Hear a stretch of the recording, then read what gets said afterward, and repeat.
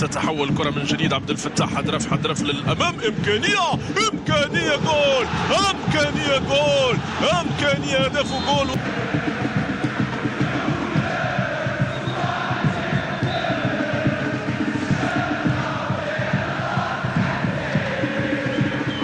شيء جميل وصور جميلة في مدرجات الملعب البلدي. يقولوا لهم الشيء الواحد البارز في فريق الجيش الملكي هو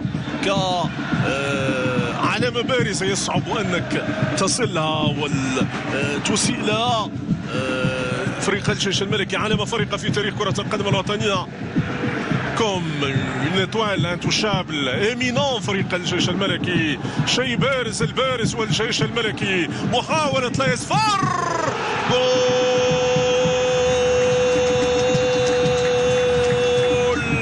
قالوها.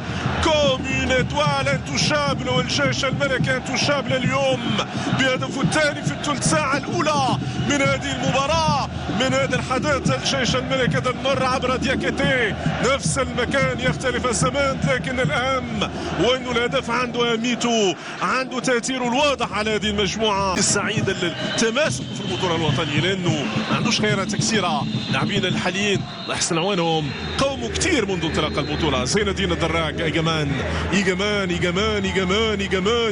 نحو عبد الفتاح حدرف. يلعب الإيماني تشيموي، إيماني في منطقة الجزاء والتغطية من أيوب الجار. في مازال الكرة دياكيتي.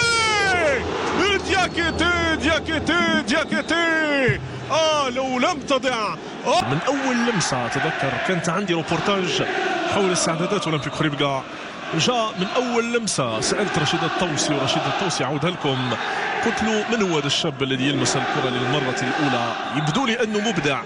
أنا ذاك لقبه بأندريا بيرلو. رشيد الطوسي الله يذكره بخير، نخليه بيرلو ونعود يا جمان.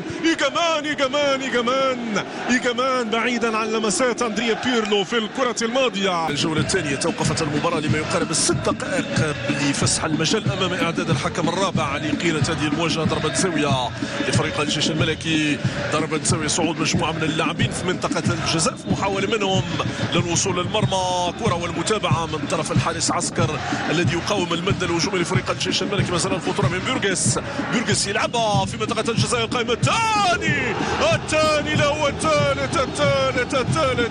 الثالث في المباراة للا يصفر، الثالث في المباراة للجيش الملكي. المتابعة في القائمة الثاني، ثالث أهداف الجيش الملكي.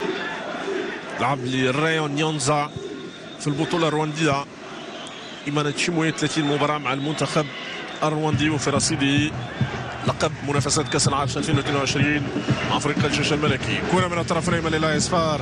دياكيتي يتوغل ينتظر الدعم. فاتي جول الرابع للجيش الملكي. الموقع زكريا فاتي خانه توفيق في الأولى أمام عسكر، وفي الثانية أمام عسكر يتمكن من بلوغ الرابع لفريق الجيش الملكي.